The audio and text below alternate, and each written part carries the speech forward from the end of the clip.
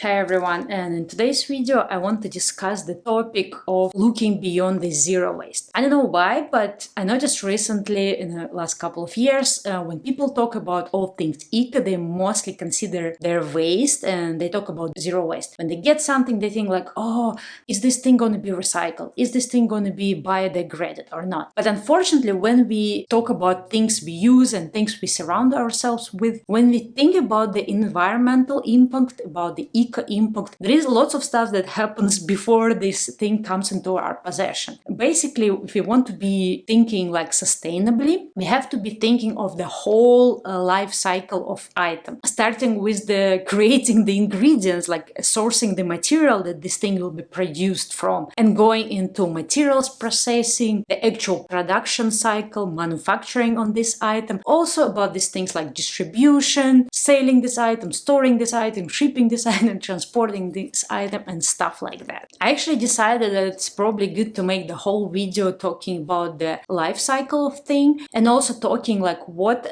particularly the environmental negative impact can occur on different stages, on different like parts of this life cycle. Because although some items are more zero waste and considered better, for example, if I go to supermarket and I get a paper grocery bag, it is in terms of zero waste better than the plastic bag. But the problem with the paper bag that there is a big question how it was produced, and also there is so much negative impact just producing paper bag. Here are some of the negative effects of paper industry. The life cycle of paper is damaging from the beginning to the end of its cycle. When a tree is being cut down, that leads to the deforestation and hence endangering natural habitats and loss of animal species. Also, paper production uses a lot of water and often pollutes lakes and rivers. And at the end of paper life cycle, when paper is burned, it emits carbon dioxide in the atmosphere. If it's sent to the landfill,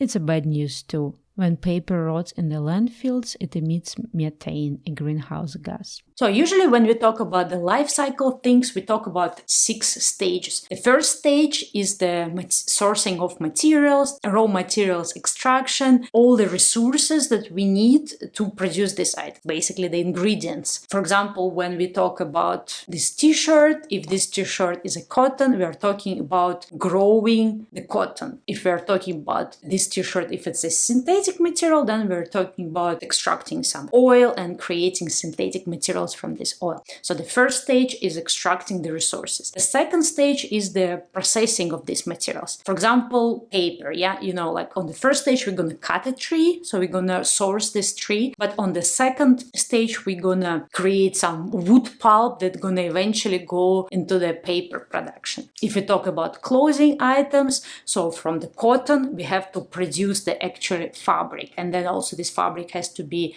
dyed. So this is also different things that happen during this process. The third stage is the actual manufacturing. When we have some wood pulp, we create it into paper. Some paper are created into notebooks or books or journals, newspapers, whatnot. The same with clothing items. And let's say, we extracted some oil to make some synthetic fabric. Then from the synthetic fabric, we are creating a t-shirt or a leggings or something else. The fourth stage is the distribution. So after the item is created, it has to be sent to some warehouses. From this warehouse, it goes to wholesalers. From wholesalers, it goes to, the retail stores. From retail stores, it's either shipped to you if you order online, or you go to the actual store, so you get it from there. So the distribution stage is quite huge too, and there are also different things happening at this stage. The next stage is obviously the using stage. So here we're talking if this item will be single use or multiple use, but also if it's multiple use, how many times it's gonna use,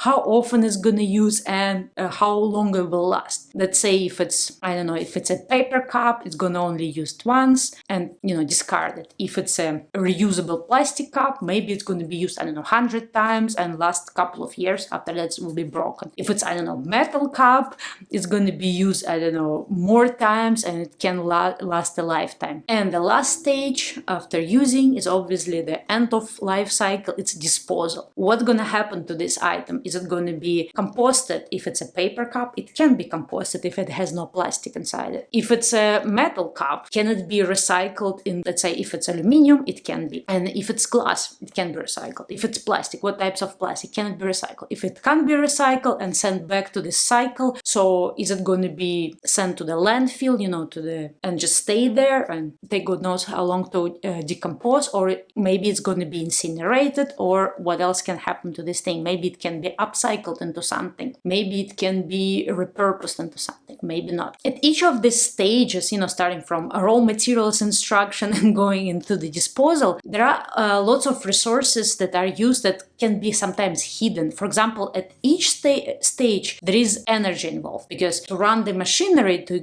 extract this material, we need to use, like some energy, or maybe we need to use some fuel. Let's say if we are growing some cotton, there are like machinery that's like tending to this cotton. If we are talking about cutting the trees, there is the machinery that cuts the trees. For that, we would probably use like some fossil fuel, which is diesel or petrol or anything like that. Also, there is the energy involved into running the manufacturing plant, running the machines that are going to produce something. Also, there is energy involved, like let's say we need to store this item in the warehouse. We need the light, we need particular item, it needs to be refrigerated or kept in certain, dry place, or it needs to be kept in a certain temperature. So there is energy involved, and we need to use electricity to run the plant, to run warehouses, or later on, when it's going to be disposed, there will be also some electricity involved. And the big question is where this electricity comes from. Usually it comes from fossil fuels. We don't really have a lot of examples of using the alternative energy.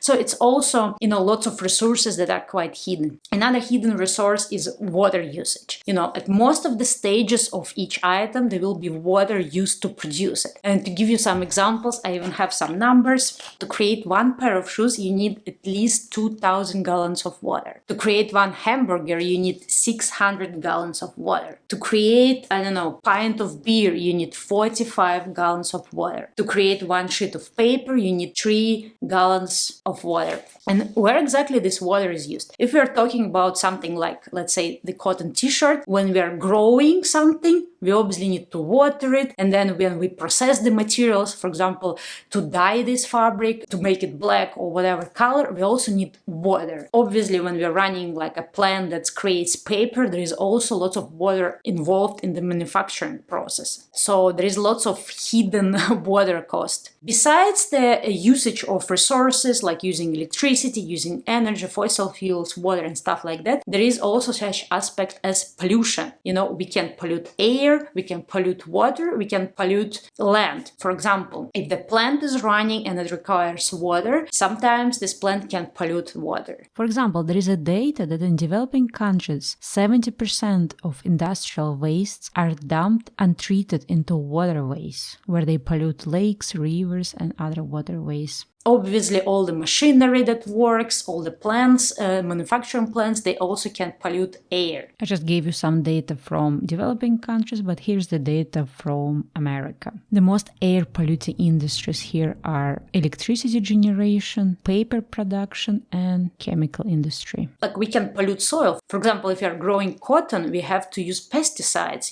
to take care of this cotton. So this is what pollutes the soil. Main causes for soil pollution are agriculture, especially excessive and improper use of pesticides. Agriculture involves food production and natural fabric production. Then it's also excessive industrial activity and poor management or inefficient disposal of waste. There is another aspect to the pollution. There is a carbon emission. So in terms of carbon footprint and greenhouse gas emissions, here in America, the biggest polluters are transportation, electricity generation, and industrial sector. For example, when we cut this tree, then we need to tow this tree with the truck to the place that is going to be processed into wood pulp. We need to run this truck, and the further this truck goes, the more carbon emission will occur. Maybe it's it's not a truck, maybe it's an airplane, or maybe it's a ship. So there is another amount of carbon pollution.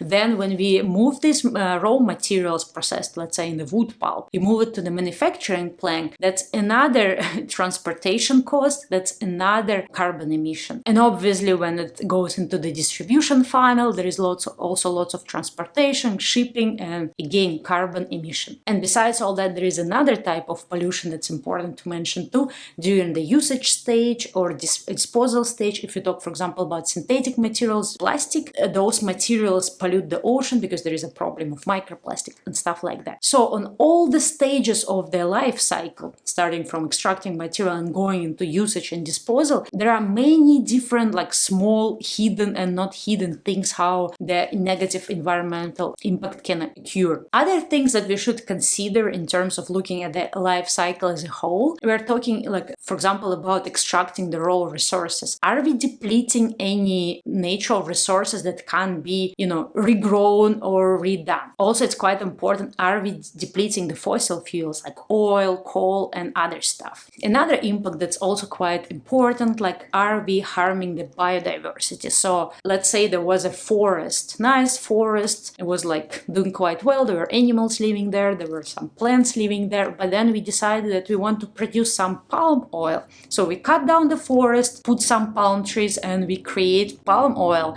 So by cutting this forest, we obviously destroy the balance, the natural balance that was there. So the animals are harmed and also the plants are harmed. Sometimes we can even lose certain plants because the area is too polluted, the air is too polluted, the water is too polluted, and stuff like that. So sometimes it's not the obvious result of manufacturing something, but it's also there because losing the biodiversity, losing certain plants or animals in the long run, it also can harm this planet. Another crazy part is that besides producing the particular item, there are also other things involved. For example, producing the packaging that's only gonna use to, pack this item and deliver it to you, or also there is like some shipping materials, like, I don't know, something like this produced, and it's only produced for the sake of shipping this particular item. So all the things I talked before, you basically can double them, because not only producing the actual item we need, to do something bad for the planet environmentally, but also producing packaging for this item goes through the same cycle, not the same, but also a certain amount of carbon emission, depletion of fossil fuels, harming the biodiversity, polluting air, land, or water, and stuff like that. And also when we talk about the disposal of the item, there is also certain, environmental impact. Besides the fact that if we send something to the landfill and it's just going to be there, and the landfills are growing, there is also the transportation involved, which means carbon emission and energy, that requires like, I don't know, petrol or something, or diesel, to move those trucks. And also if it's a recycling plant, or if it's some facility that sorts the garbage, those facilities require energy to be run, they require water sometimes, they require electricity and stuff like that. And obviously they also can emit certain pollution in terms of air, land, or water. And basically, me as a regular human being trying to figure out what's worse, using a paper towel or using some like cloth. Technically, the paper towel can be composted, so there is no bad impact in terms of disposal. But at the same time, it can only be used once. And at the same time, as we know, to produce one paper towel, we need 3 gallons of water. And besides that, manufacturing of paper can be quite harmful to the environment. Not even talking about the fact that if you need to cut the trees to create the paper, those trees, when they still grow and when they're old and big, they're actually sequestering some carbon emission. But if we cut down the trees, if we cut down the amount of forest on planet Earth, we obviously create more emission, and we're not sequestering emission. Sequestering means that we reduce carbon footprint. And then there is another problem. The more people we have on planet Earth, and the more our appetites grow in terms of what things we use, the more factories and we need, the more manufacturing plants we need, and basically the more materials we need to extract. If we need to build another plant, that means maybe we need to cut out another forest and build a plant there, and it goes on and on and on. So when we look at the life cycle of things, we should always think not only like how this thing going to be used and how it's going to be disposed, but also think a little bit about the upstream. So how this thing was produced. Do we have any information what is more eco and what is is less eco. For example, if you talk about paper, it's always better to use recycled paper because creating recycled paper requires less energy and less water. So there will be less water pollution and less water used. The same goes, for example, for aluminium. I did actually the whole video about aluminium, how the recycled aluminium is actually very environmentally not costly compared to extracting raw aluminium and creating aluminium from scratch. It's very environmentally impactful. Also, if it come back to paper, using like bleached paper is always worse than using unbleached paper because unbleached paper requires less resources and involves less pollution than the bleached paper. My biggest trouble is that sometimes it's not always obvious what's better or what's worse if we only look at the zero waste side of things. And it's quite important to try to understand the whole cycle and where and what environmental impact can occur. And sometimes where we can't really know or can't have idea about every environmental impact, there is one thing that I can actually stick to is actually reusing items and keeping items longer. So if you talk about the stage of using the item, just extending it to the maximum, that is something I can do. Like I don't always know which fabric is better, organic cotton or regular cotton. The more I read about it, the more confusing it gets. But at the same time, at least I know if I keep the item longer, I'm doing at least something definitely good about the environment. It is actually my responsibility as somebody who lives in 21st century to be mindful where it goes if I just discard it. Can I make sure that this thing goes into something? Either another person wears it or maybe I create something out of it. So I upcycle it or downcycle it into some,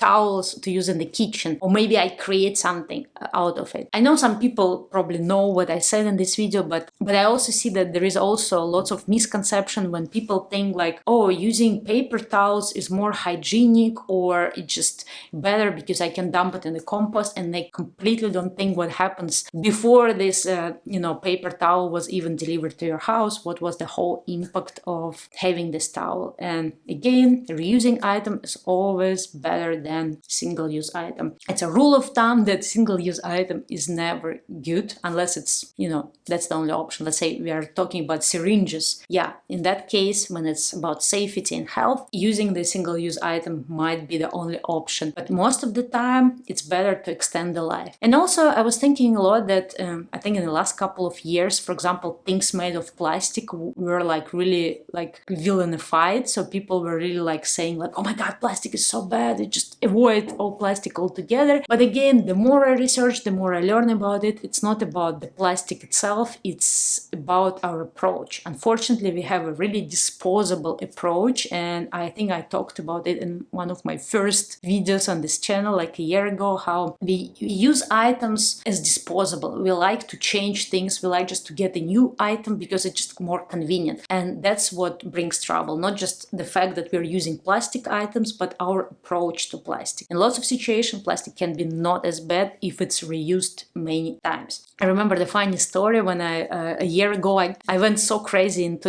zero waste approach. And I remember I bought glass containers. So we went camping to Yosemite. We drove there. And I guess when we were going up the mountains, we were gaining the elevation. One of the glass containers just cracked in the backpack, and there was a pasta in that container, and it just spilled all over the place. And I realized, yes, I want to use, more zero waste materials, but sometimes when you go, for example, hiking, you have to go either with silicone or plastic because plastic is lightweight. If I go hiking, I can't bring glass all over the place because it's just too heavy. And sometimes I need something that can be compact and lightweight. And there is no bad stuff about using plastic containers if I take care of them, if I buy the high quality ones, if I buy the ones that are actually can last me long. It's more the problem, people just changing things constantly. The same with paper towel, things are so tricky.